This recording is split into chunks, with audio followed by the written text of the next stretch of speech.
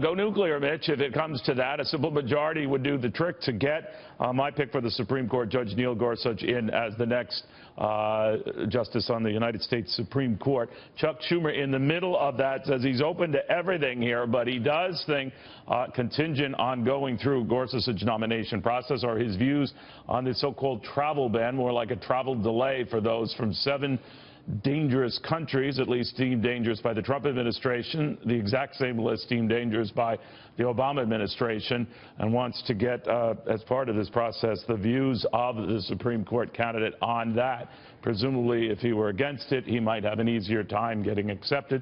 To Democratic Senator Joe Manchin of West Virginia on all of this. Senator, how do you feel about what Chuck Schumer just said, attaching his views, that is, the justice's views, on this issue, the travel ban, delay, whatever you want to call it, to be fair game in a judicial process, nominating process? Let me just, there's so many things going on right now, and you mentioned quite a few of them, Neil. Let's go first of all, the nuclear option, I'll go there first. The nuclear option was wrong when Harry Reid did it, reducing the Senate to a simple majority of 51 versus 60. I voted against it. I begged him not to do it. They did it anyway, and he did not do it with the Supreme Court.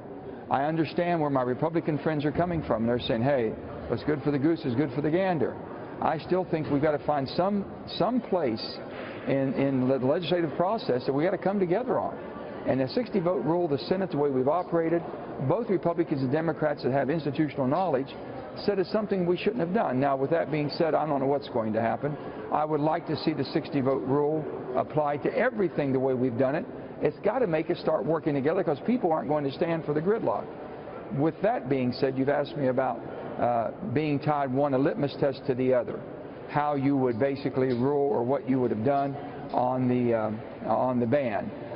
The history on the ban goes back to 2011 when at that time President Obama, because of what happened at Bowling Green through the visa process, put a six-month ban on everything as far as stopping it.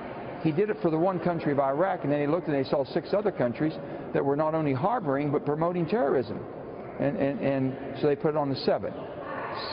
Then President Trump wisely picked up those same 7. That's how they come to being.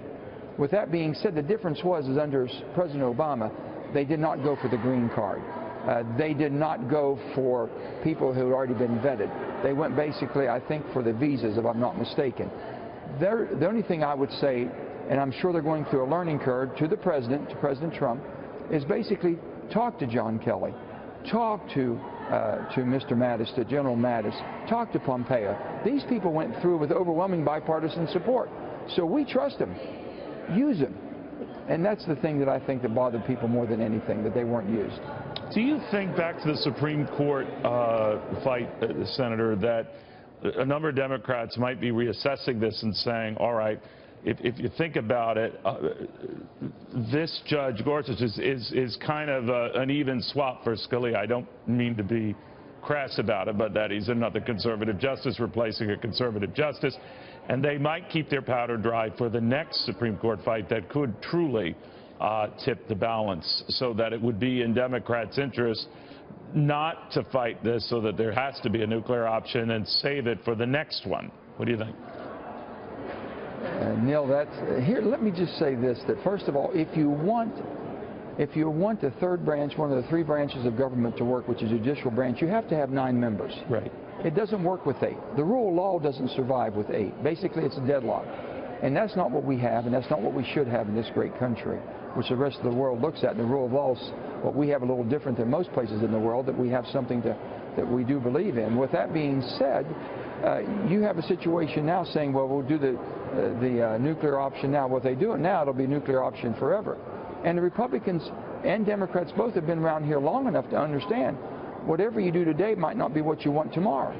And that's what's happening with what Harry Reid did back with the nuclear option when he did it. Now, how do you bring them together? I think we owe a vote to Justice Gorsuch. I think under Mitch McConnell, what they did with Merrick Garland was wrong. Not even to give him a hearing, not even to sit down and talk with him. They had enough votes to stop him. Under the 60-vote rule, they had enough votes. They should have went ahead and said, listen, he just didn't make it. Give us somebody else. but go through the process. The man deserved that. I'm not going to say, okay, they did that to us, so I'm going to do it to them. It's not that the people of West Virginia didn't send me to play games. They sent me to try to get something accomplished. I'm anxious to meet with Justice Gorsuch.